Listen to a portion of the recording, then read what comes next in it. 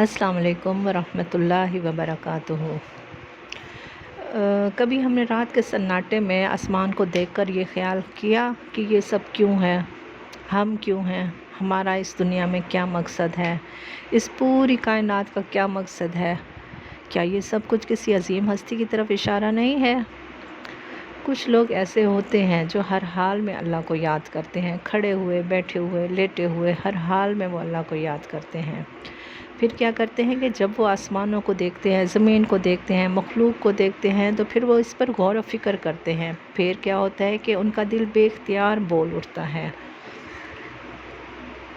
रब्बना मा खलक़्त हाज़ा बातिला सुब्हानका फ़क़िना अज़ाबन नार। ये आयत है सूरत आले इमरान की आयत 191 से 200 तक। ये आयत हज़ूर करीम सल्लल्लाहु अलैहि वसल्लम तहज्जुद से पहले तिलावत फरमाया करते थे। हज़ूर सल्लल्लाहु अलैहि वसल्लम का रोना शुक्र का रोना हुआ करता था।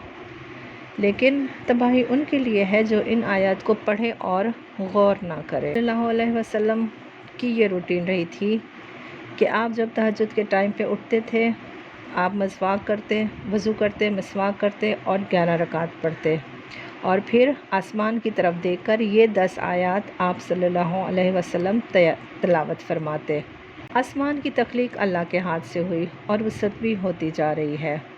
अहले अक़ल कायनात पर गौर व फिक्र करते हैं और यकीन रखते हैं, फिर उनका ईमान और ज़्यादा पक्का हो जाता है। अल्लाह का ज़िक्र बहरहाल हर हाल में ज़रूरी है। ज़िक्र और फिर गौर व फिक्र। अल्लामा मशरिकी साहब ने फरमाया है कि अल्लाह ताला से सिर्फ़ इल्म वाले ही डरते हैं। जो जलाल इल्म वालों के दिल में आता है वो आम आदमी के दिल में नहीं आता। तो हमारे लिए क्या हुक्म है कि हमें इन आयात को अपने तहज्जुद की इबादत में शामिल रखना चाहिए। कुछ लोग हैं, कुछ ईमान वाले हैं जो गौर व फिक्र के बाद, इबादत के बावजूद भी उनके अंदर खौफ होता है। उनकी दुआ आखिरत की भलाई के लिए होती है, क्योंकि अल्लाह के रसूलों ने अल्लाह के इताअत और फरमाबरदारी के लिए, फरमाबरदारी के बाद उनके लिए बेहतरीन अजर का वादा किया है। क्योंकि इंसान की सबसे बड़ी रुसवाई जो है वो आखिरत में उसको अज़ाब मिलना, उसको आग में फेंक देना है। तो इन आयत में वही सारी इबादत और वही दुआएं बताई गई हैं। चलिए अब हर आयत को लफ्ज़ी तर्जुमे के हिसाब से और फिर उसकी मुख्तसर तफसीर देखते हैं। औज़ु बिल्लाहि मिनश शैतानिर रजीम, बिस्मिल्लाहिर रहमानिर रहीम, रब्बि इश्रह ली सदरी व यस्सिर ली अमरी वहलुल उक़दतम मिन लिसानी यफ़क़हू क़ौली। लफ्ज़ी तर्जुमा। अल्लज़ीना वो लोग, ये कौन लोग हैं? अक्ल वाले लोग हैं।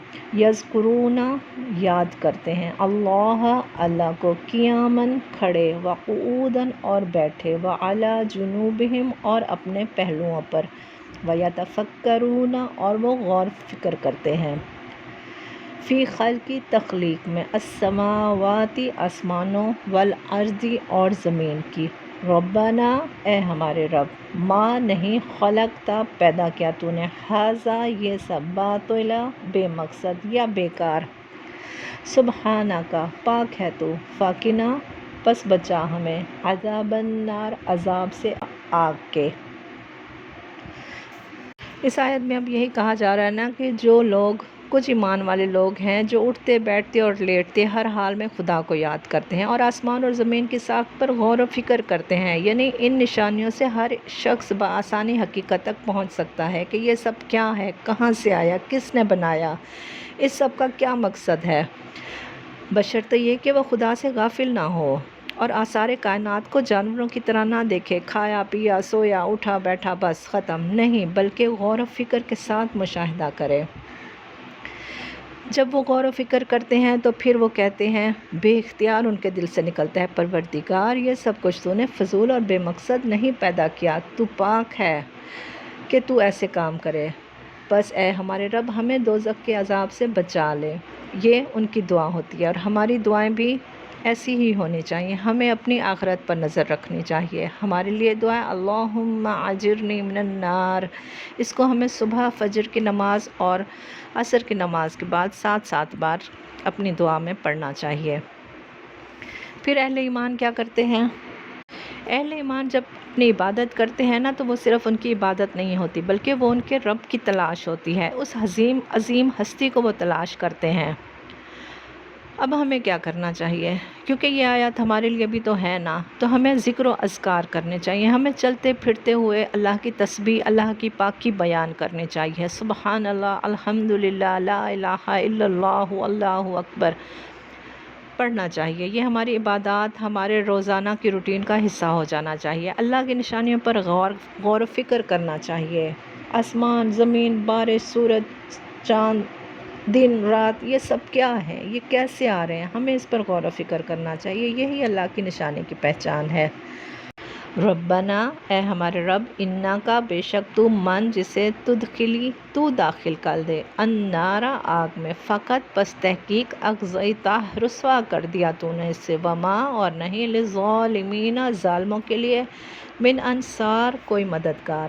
اب پھر ایمان والے دوزخ سے بچاؤ کے لیے، اللہ کے عذاب سے بچنے کے لیے دعا کر رہے ہیں۔ پھر کیا کہا جا رہا ہے؟ فرمایا جا رہا ہے تو نے جسے دوزخ میں ڈال دیا اسے در حقیقت بڑی ذلت اور رسوائی میں ڈال دیا، اور پھر ایسے ظالموں کا کوئی مددگار بھی نہیں ہے۔ جہنم رسوائی ہے، جو داخل ہو گیا وہ رسوا ہو گیا۔ اہل ایمان جہنم سے بچنے کے لیے دعائیں کیا کرتے تھے۔ ہماری دعائیں بھی جہنم سے بچنے کی ہونی چاہیے۔ ہمیں ہر وقت اللہ تعالیٰ سے اپنے گناہوں کی معافی مانگتے رہنا چاہیے۔ یہ جو آخری آیات ہیں یہ اللہ تعالیٰ سے دعا ہے، پھر اس پر اللہ تعالیٰ کا جواب ہے قبولیت کی شکل میں۔ تو ہمیں اپنی دعاؤں میں، اپنی عبادات میں ان 10 آیات 191 سے 200 تک کو شامل لازمی کر لینا چاہیے۔ پھر گناہوں کی معافی مانگنے کے بعد کیا کرنا ہے کہ ہم نے حسد نہیں کرنا، بغض نہیں، جھوٹ، غیبت، ہر جو برائی ہے، جو چھوٹی چھوٹی برائیاں، بڑی بڑی برائیاں، ہمیں ان سے بچنا ہے۔ ربنا، اے ہمارے رب، اننا بے شک ہم نے سمعنا سنا، ہم نے منادین ایک پکارنے والا، ینادی جو پکار رہا تھا۔ اب یہ پکارنے والا نبی صلی اللہ علیہ وسلم یا قرآن بھی ہو سکتا ہے، یا پھر جو آپ کے بعد پکارنے والے تھے، جو دین کی طرف بلا رہے تھے، یہ وہ لوگ بھی ہو سکتے ہیں۔ للایمان، ایمان کے لیے وہ پکار رہا تھا کہ اللہ پر ایمان لے آؤ، ان کے آمنو ایمان لے آؤ، بربکم اپنے رب پر، فآمنا تو ہم ایمان لے آئے۔ ربنا، اے ہمارے رب، فاغفر لنا بخش دے ہمارے لیے، ذنوبنا ہمارے گناہوں کو، وکفر اور دور کر دے، عنا ہم سے، سیئاتنا ہماری برائیوں کو، وتوفنا اور فوت کر ہمیں، مع ساتھ الابرار نیک لوگوں کے۔ نیک لوگ، ابرار، اللہ کے نیک بندے، وہ جو ہر وقت نیکیوں کے لیے تیار رہتے ہیں، انہیں کوئی کہے یا کوئی نہ کہے، وہ اللہ کی راہ میں، اللہ کے راستے میں ہر وقت تیار کھڑے ہوتے ہیں، اللہ کے دین کے لیے ہر وقت تیار کھڑے ہوتے ہیں۔ پھر اس آیت میں یہی کہا جا رہا ہے نا کہ اے ہمارے رب، ہم نے ایک پکارنے والے کو سنا تھا جو ایمان کی طرف بلاتا تھا اور کہتا تھا کہ اپنے رب کو مانو، تو ہم نے اس کی دعوت قبول کر لی۔ بس اب اے ہمارے آقا، اے ہمارے رب، ہم نے جو قصور ہم سے ہوئے ہیں ہم کو وہ درگزر فرما دے، جو برائیاں ہم میں ہیں انہیں ہم سے دور کر دے، اور ہمارا خاتمہ نیک لوگوں کے ساتھ کر۔ اب اس آیت سے ہمیں یہی بات واضح طور پر پتہ چلتی ہے کہ جو بھی بلانے والے تھے، جو بھی انبیاء تھے، جو بھی پیغمبر آئے تھے، سب اس کائنات میں صرف اللہ ہی کی طرف بلاتے تھے، اور جس راستے پر وہ بلاتے تھے وہ سراسر حق ہی تھا، کوئی ناحق بات نہیں تھی۔ پھر یہ ہے کہ جو مومن ہوتا ہے وہ قرآن و سنت کی پکار پر لبیک کہتا ہے۔ اگر ہمیں کوئی حق کے راستے پر بلا رہا ہے تو ہمیں فوراً لبیک کہنا چاہیے اور دعا کرتے رہنا چاہیے۔ جس طرح ان ایمان والوں کے گناہ معاف ہو گئے ہیں، اللہ تعالیٰ انشاءاللہ ہمارے گناہ بھی معاف فرما دیں گے، اور ہمارا انجام بھی ان لوگوں کے ساتھ ہوگا، بشرطے کہ ہمیں ان کے ساتھ دعا کرتے رہنا چاہیے۔ ہماری دعائیں کیا ہونی چاہیے؟ ہماری دعا ہونی چاہیے ربنا فاغفر لنا ذنوبنا وکفر عنا سیئاتنا وتوفنا مع الابرار۔ یہ صرف اس دور کے لوگوں کی دعائیں نہیں ہیں، بلکہ یہ ہمارے لیے بھی دعائیں ہیں، اور یہ قیامت تک کے ہر بندے کے لیے دعا ہے۔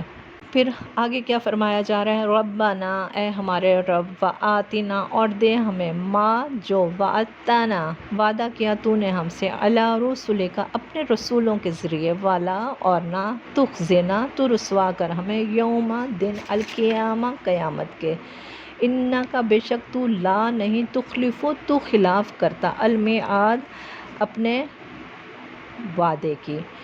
اس آیت میں کیا تھا کہ رسولوں کے ذریعے اللہ تعالیٰ نے انسانوں سے بہترین اجر کا وعدہ کیا ہوا ہے، تو یہاں پر وہ ایمان والے پھر اپنے نیک عمل کے ساتھ ساتھ اللہ تعالیٰ کے اس وعدے کو بھی مانگ رہے ہیں، اس وعدے کو پورا کرنے کو بھی مانگ رہے ہیں کہ ہمارے لیے جو آپ نے رسولوں سے وعدہ کیا تھا، اے اللہ وہ وعدہ بھی ہمارے لیے پورا فرما دے۔ ایمان والوں کا کیا حال ہوتا ہے؟ ایمان والے اللہ اور اللہ کے وعدوں پر مکمل بھروسہ رکھتے ہیں اور اس کے حصول کے لیے عبادات کے ساتھ ساتھ دعائیں بھی کرتے ہیں۔ ہمیں بھی اللہ تعالیٰ سے وعدوں کا یقین رکھنا چاہیے اور اپنی دعاؤں میں اور اپنے عمل سے ہمیشہ آخرت میں کامیابی مانگنی چاہیے، کیونکہ یہ دنیا جو ہے یہ تو ختم ہونے والی ہے، ہمارا اصل ٹھکانہ جو ہے وہ تو آخرت ہے، ہمیں تو وہی ملنا ہے جو انعام ملنا ہے، چاہے وہ جزا کی شکل میں ہے یا وہ سزا کی شکل میں ہے۔ فاستجابا تو دعا قبول کر لی، لہم ان کے لیے، ربہم ان کے رب نے۔ اب یہاں پر فرمایا جا رہا ہے کہ جب مومن خالص دل سے تہجد کے وقت اپنے رب سے کائنات پر غور و فکر کر کے دعا مانگتے ہیں تو پھر ان کی دعا قبول کر لی گئی۔